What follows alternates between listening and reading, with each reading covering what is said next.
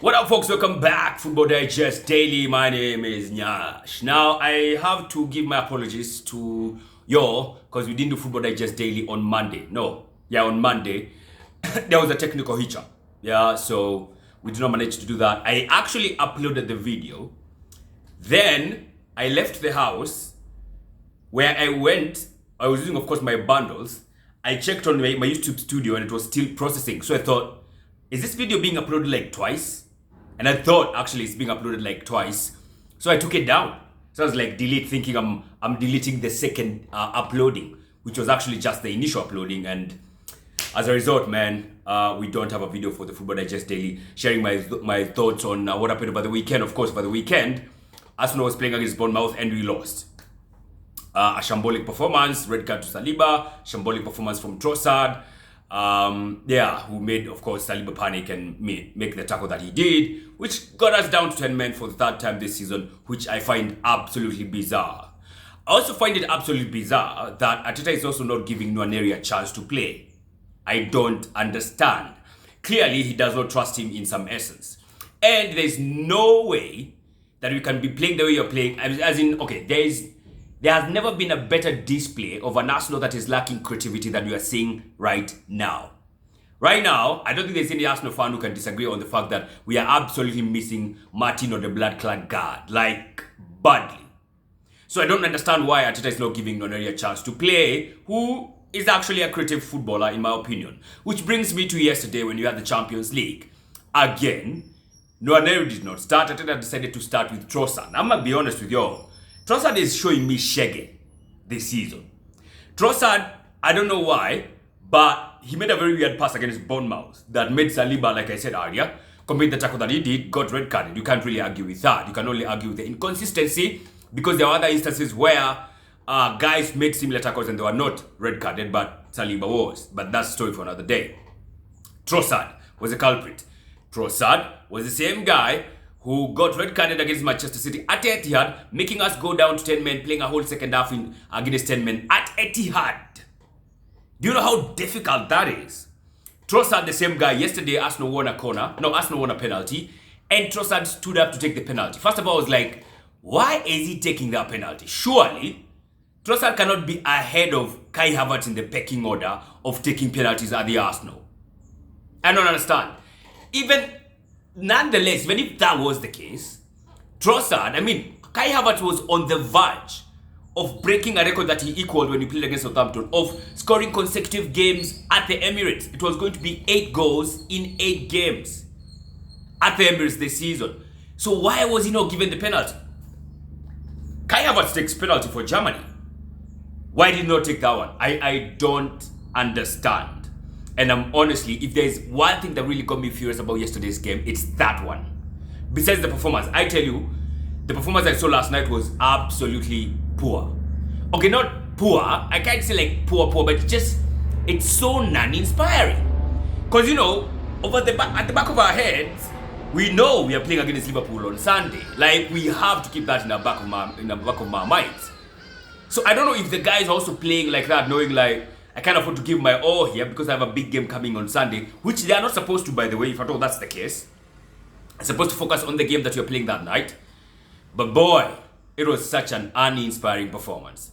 For the first time, I know the end justifies the means sometimes, but boy, that's not what I expected. First of all, I have to be honest, that's not what I expected.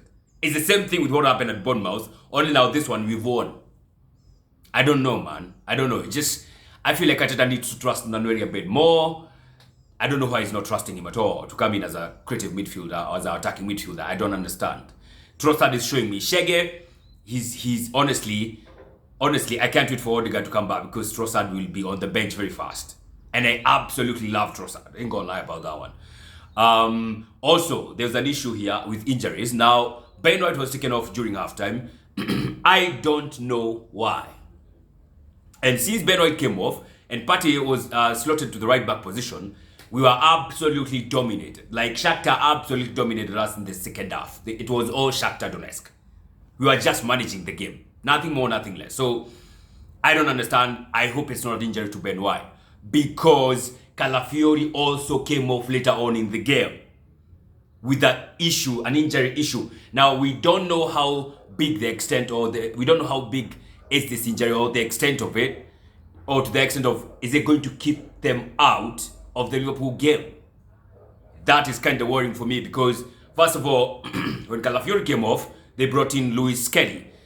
I like Lewis Kelly. But boy, there is no way I'm putting Lewis Kelly up against Mo Salah. No. The same thing, there is absolutely no way I'm putting Zinchenko up against Mo Salah again. We have seen that thing time and time again. It does not work. So I'm kind of worried here because I don't even know if Timber will be back. Now, don't forget, Saliba is already out. So definitely sounds to me like an injury crisis. Right there, right then. It's an injury crisis. We don't even know if Bukayo Saka will be back. Bukayo Saka was missing conspicuously last night. I don't know, man. And I think I saw somewhere saying Saka might not be available on Sunday. Might not. Now, only time will tell on this one. But boy, Saka, Odegaard, Timber, Calafiori, Saliba, and Ben White missing. Bro, that's half the team. That is half the team that is out, bro. So, yo, I don't know, man, but something needs to give, man. And it's giving me Shege. I don't know. It sounds like an injury crisis to me. And it's not looking good. It's not the performance I expected. It's not what I want to be like going to face Liverpool on Sunday. Liverpool are flying high. They are the top table toppers right now. Yo, inaniweka pahali kwenye I feel like I'll take a draw. Honestly, like without Saka, without Odegaard, without Saliba, without Ben White, without Timber, without Calafiori, bro. What are we talking about? And maybe most likely Arteta is not going to trust Nwaneri. And even if he does, then it will be a bit weird that you fail to start him against Bournemouth, you fail to start him against Shakhtar, then you choose to start him against Liverpool. I don't know, man. I don't know. Gabriel Jesus was our striker yesterday. No, was our winger yesterday. And he got taken off as well. Not in the first half, but I don't know why he got taken off. He was our captain for the night. He was taken off and they brought in Sterling. I don't recall seeing Sterling doing anything of importance. Now, I know Jesus has this knack of doing a lot of dribbling, and then ending up losing the ball, almost like dribbling himself. But I don't know. I just feel like there are some decisions that we are making off and on and off the pitch. Just because on the pitch, the discipline cases, you'd argue, right? The red cards, you kind of argue the discipline, right? You kind of argue with that. Off the pitch, it's now Arteta's decisions. Nwaneri, 3 games that we have been asking for Nwaneri to start, at least to see something different.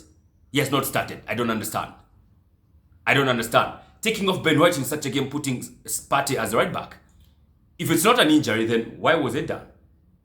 I don't understand. Because trust you me, if we go to Liverpool, or if you go to play Liverpool at the Emirates on Sunday, and you have Thomas Partey as the right back, and somehow we have either Lewis Kelly or what do you call him? Zinchenko, bro. It's gonna be one long ass evening for us, man. Ain't gonna lie. It's gonna be one long ass evening for us, and I'm not ready for it. I'm not ready. So it was an absolute lackluster performance from the Arsenal last night, but they won. Yeah, it kind of feels weird. You know, it borders on entitlement sometimes. How you can be unhappy that the team performed like that, but they got all the 3 points. Sometimes that's all you want. So kind of crazy. Let me just quickly touch on other games that are really worth talking about. Madrid. They were up against Borussia Dortmund at the Bernabeu. Borussia Dortmund went 2-0 up to halftime. Went to the halftime. They came back. The final score of that game was 5-2. Absolutely insane, man. Vini Jr. with the hat-trick, first of all. His second goal, bro. Okay, it's really, really poor from Borussia. I have to say that from the one goal. But it's also really, really brilliant. He ran with the ball almost 3/4 of the field. From the half of the Borussia's half of it, to the whole half from half of the Madrid's half to the whole half of Borussia, all the way to scoring the goal in sublime fashion. I was like, okay, fine. Just give the guy the Ballon d'Or, man. All right, cool. I agree. Walai. And he went on to bang a hat-trick. And even the hat-trick goal, boy, oh boy, absolute damn it. I don't know if it was Sule with his right foot, went with his left, top bottom.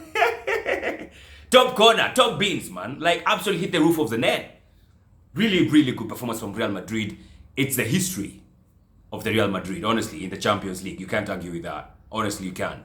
So there was that. Juventus got down to 10 men. And yesterday was just a weird day. There were 3 penalties that were saved. Juventus, I think it's called Milo, for Stuttgart. Stuttgart is a very good team, but then you need to watch out for that team. Stuttgart, they got a penalty. It was saved. But Stuttgart won the game eventually. Fantastic goal as well. Girona, I think, had a penalty, and it was also saved. Trossard had a penalty. It was also saved. It was just a crazy night, but none was a goalless draw in the 7 games that are played in the Champions League. It's also worth noting that Victor Gyökeres scored another sublime goal. Now, if you have any doubts about Victor Gyökeres, I think for me, they are absolutely done. If I ever thought for a minute that he's a one-season wonder, I have no such thoughts at all anymore. Yeah? I think this dude should be bought in January. I don't know who is going to buy him, but I really hope Arsenal is going to buy him. Because the dude is good, man. Excuse me. No, Victor is actually really good. Now, I can't argue with that anymore. I think he's going to leave Sporting very soon. So, yeah, I mean, that's what's up. That's how the cookie crumbled last night. A lot of goals as well in other games. Like, I think Monaco beat Sveda, whatever. I can't pronounce that name. I think 5-1. Milan, I think they won 3-1. Yeah, some results. I don't think there was there a draw yesterday? PSG drew 1-1 with PSV. Kind of weird. But yeah, Arsenal won 1-0. But of course, a lackluster performance and some injury crisis is looming at the Arsenal. I don't know what you guys thought. Of course, today we shall be having a big one. Bayern Munich going to Barcelona. And then we have Leipzig hosting Liverpool. I'll be doing a TikTok live for one of those 2 matches. I think I'll watch the Leipzig versus Liverpool game for obvious reasons. So let's see how that turns out. Be sure to check out our TikTok page, Football Digest KE. Have a good one. 5,000 subscribers.